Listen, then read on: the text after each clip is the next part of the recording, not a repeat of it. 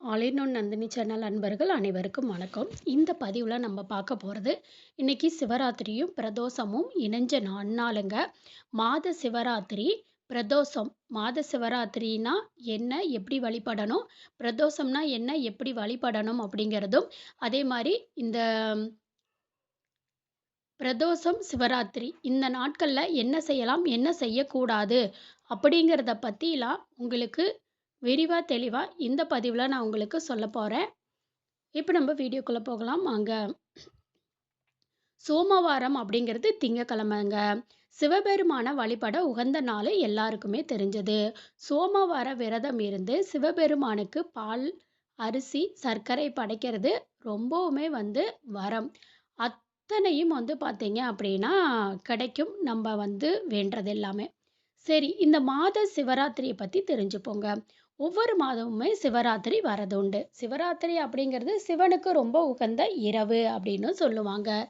இந்த நாளில் சிவபெருமானை வணங்குறது மூலமாக வாழ்க்கையில் எல்லா செல்வங்களையும் வளங்களையும் நம்ம பெற முடியும். மாத சிவராத்திரி நாளில் விரதம் இருந்து சிவனை வழிபட்டீங்கன்னா மகத்தான பலன்கள் கிடைக்கும்னு ஐதீகம்.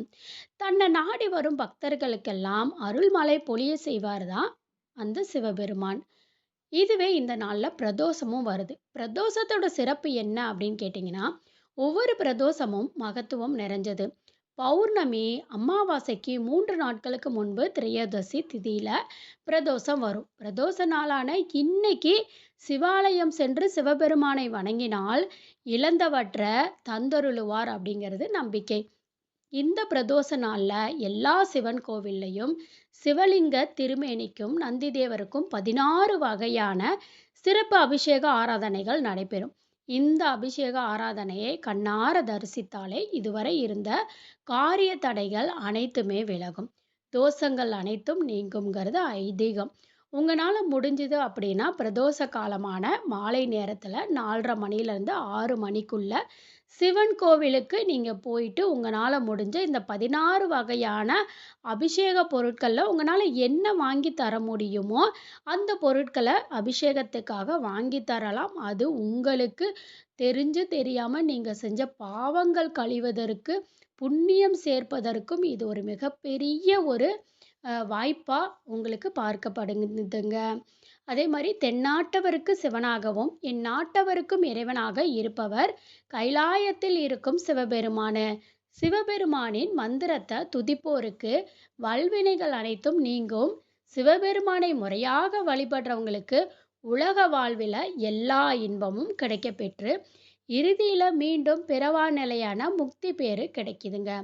அப்படி எல்லா வகையான நன்மைகளையும் தருகிற சிவ வழிபாடு செய்யறதுக்கு அற்புத தினமாக பிரதோஷ தினம் இருக்குது. அதே மாதிரி இந்த சிவராத்திரி பிரதோஷம் இதை பற்றி நம்ம தெரிஞ்சுப்போம். மாத சிவராத்திரி அப்படிங்கிறது மாதந்தோறும் சிவனை வழிபடும் அற்புத நாள். பிரதோஷம் அப்படிங்கிறது சிவ வழிபாட்டுக்கு உரிய அருமையான நாள். சிவனுக்கு உகந்த நாளான திங்கட்கிழமை அன்று சிவராத்திரியோடு பிரதோஷமும் இணைந்து வருவது மிகவும் சிறப்புக்குரியது, பல மடங்கு பலன்களை வழங்கக்கூடியது. அந்த வகையில் மாத சிவராத்திரியும் பிரதோஷமும் இணைந்து இந்த நாளில் விரதம் இருந்து சிவனை வழிபட்டால் கஷ்டங்கள் நீங்கி பல நன்மைகள் சேரும்.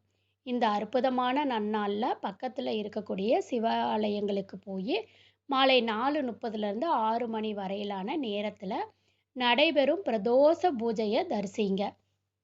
முடிஞ்சால் அபிஷேக பொருட்களை வாங்கி கொடுக்கலாங்க. அதே மாதிரி நந்தி தேவருக்கு அருகம்புல்லும் சிவபெருமானுக்கு வில்வமும் சாற்றி மனதார பிரார்த்தனை செய்யுங்க. பிரதோஷம் சிவராத்திரி இந்த இரண்டும் சேர்ந்து வரும் நாளில் சிவனை வழிபட்டிங்கன்னா சிக்கல்கள் இன்னல்கள் தீரும், கஷ்டங்கள் கவலைகளும் காணாமல் போகுங்கிறது 100% உறுதிங்க. அதே மாதிரி இந்த பிரதோஷ காலங்களில் என்ன செய்யலாம் என்ன செய்யக்கூடாது அப்படிங்கிறத தெரிஞ்சுக்கலாம்.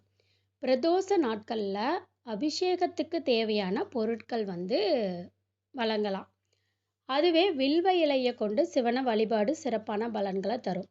பிரதோஷ நாட்களில் அன்னதானமாக தயிர் சாதம் வழங்குவது இன்னும் பலன் சேர்க்கும். பசுவுக்கு உணவிடுங்க, சந்ததி சிறக்க வாழலாம். சிவபெருமானையும் நந்தியையும் வழிபடும் போது யாருடனுமே பேசக்கூடாது, இது செய்யக்கூடாது. அதே மாதிரி எதிர்மறை எண்ணங்களை வெளிப்படுத்தாதீங்க. சிவனோட நாமத்தை மட்டும் உச்சரிங்க. நந்திய மறைச்சிட்டு சிவபெருமான வணங்காதீங்க. அது நமக்கு மிகப்பெரிய பாவத்தை சேர்க்குங்க. அதே மாதிரி என்னால் பெரிய அளவு அன்னதானம்லாம் பண்ண முடியாதுங்க, அந்த அளவுக்கு எனக்கு வசதி இல்லை அப்படின்றவங்க நான் சொல்கிற இதை பண்ணுங்க. நீங்கள் 4:30 மணிக்கு வந்து கோவிலுக்கு போகிறீங்க, பிரதோஷத்தில் கலந்துக்க போகிறீங்க. அதாவது நான் இதில் உங்களுக்கு கோயிலுக்கு போகிறவங்களுக்குரிய அன்னதானமும் சொல்கிறேன், கோயில் போக முடியாதவங்க வீட்டிலையே அன்னதானம் எப்படி பண்ணுறது அப்படிங்கிறதையும் நான் உங்களுக்கு சொல்கிறேன். இப்போ கோயிலுக்கு போகிறவங்க ஒரு 1/4 கிலோ வந்து பச்சரிசி வாங்கிக்கோங்க. ஒருவேளை வீட்டிலையே பச்சரிசி இருக்குனால அதை பயன்படுத்திக்கலாம். அதை நல்லா தண்ணியில் அலசிட்டு ஒரு 1/2 மணி நேரத்துக்கு ஊற வச்சுருங்க. நீங்கள் கோயிலுக்கு போகிறதுக்கு முன்னாடி நீங்கள் இதெல்லாம் குளிச்சுட்டு தான் பண்ணணும். ஒரு 1/2 மணி நேரம் நல்லா ஊற வச்சுட்டு அதுக்கப்புறம் தண்ணியெல்லாம் நல்லா வடிச்சிருங்க. ஃபுல்லாக தண்ணி வடிஞ்சிடணும். அது ஒரு டிஃபன் பாக்ஸில் போட்டுட்டு தேங்காய் பூ வந்து திருவனது ஃப்ரெஷ்ஷான தேங்காய்ங்க, எச்சில் படாத, அப்போ தான் உடச்சி திருவன தேங்காவாக இருக்கணும். திருவி அதை வந்து அந்த பச்சரிசியோடு சேர்த்துக்குங்க. அதுக்கப்புறம் வந்து நாட்டு சர்க்கரை, வெள்ளை சர்க்கரை கண்டிப்பாக யூஸ் பண்ணக்கூடாது. நாட்டு சர்க்கரை அல்லது பார்த்திங்கன்னா வெல்லம் இடித்து சேர்த்துக்கலாம். தூளாக நைஸாக இடித்து சேர்த்துக்கலாம். அப்படி முடியாதவங்க நாட்டு சர்க்கரையை சேர்த்துக்கோங்க. சேர்த்து எல்லாத்தையும் ஒன்றா கலந்து அதுக்குள்ளேயே ஒரு சின்னதாக ஒரு கரண்டி மாட்ட அதுக்குள்ளே போட்டுருங்க. போட்டு பாக்ஸ் மூடி எடுத்துகிட்டு போயிருங்க கோயிலுக்கு. அங்கே போனீங்கன்னா 4:30 மணிக்கெலாம் என்ன பண்ணுவாங்கன்னா நந்திக்கு வந்து அபிஷேகம் பண்ண ஸ்டார்ட் பண்ணிடுவாங்க. அப்போது அங்கே ஐயர்கிட்ட கொடுத்து நந்தியோட அந்த பாதத்தில் வைக்க சொல்லிடுங்க. வைக்கும்போது அந்த டிஃபன் பாக்ஸ் மேலே கை வச்சு உங்களுக்கு என்ன தேவையோ, எனக்கு வந்து கடன் பிரச்சனை தீரணும், என்னுடைய குழந்தைக்கு திருமணம், என்னுடைய பொண்ணுக்கு வரன் பார்த்துட்ருக்கேன், நல்ல வரன் அமையணும், இல்லை என்னுடைய பையனுக்கு வந்து நல்ல வேலை கிடைக்கணும், இல்லை உங்கள் குழந்தைங்க நல்லா படிக்கணும் அப்படின்ற மாதிரி ஏதாவது ஒரு எண்ணம் இருந்துச்சு, அந்த ஒரு தாட்ஸ் இருக்கிறவங்க தன்னோட தேவையை அந்த டிஃபன் பாக்ஸ் மேலே வச்சு கை வச்சு மனசார வேண்டிக்கிட்டு அதை ஐயர்கிட்ட கொடுத்துருங்க. அவங்க கீழே வச்சு அபிஷேகம்லாம் முடிஞ்சு எடுத்து தருவாங்க. தந்ததுக்கப்புறம் அங்கே வந்திருக்கக்கூடிய பக்தர்களுக்கு எல்லாருக்குமே இதை வந்து கொடுங்க. அதுக்கப்புறமேட்டு என்னால் கோவிலுக்கு போக முடியாதுங்க, கோவில் ரொம்ப தூரம் இருக்குது அப்படின்றவங்க வந்து என்ன பண்ணலான்னா வீட்டிலேயே குளிச்சுட்டு சாயங்காலம் ஒரு 5 to 6 மணி அந்த நேரம் எடுத்துக்கோங்க.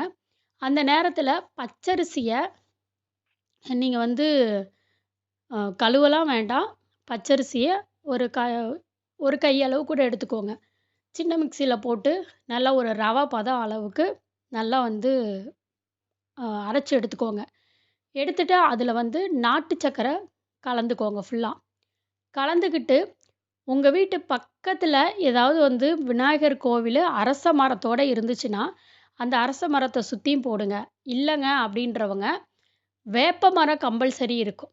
நம்ம வீட்டு பக்கத்தில் கூட இருக்கும், இல்லை தெருவுகளில் கூட வேப்ப மரம் இருக்கும். அந்த வேப்ப மரத்தை சுற்றியும் என்ன பண்ணுங்கள், நீங்கள் இந்த பச்சரிசியும் நாட்டு சர்க்கரையும் கலந்ததை தூவி விடுங்க.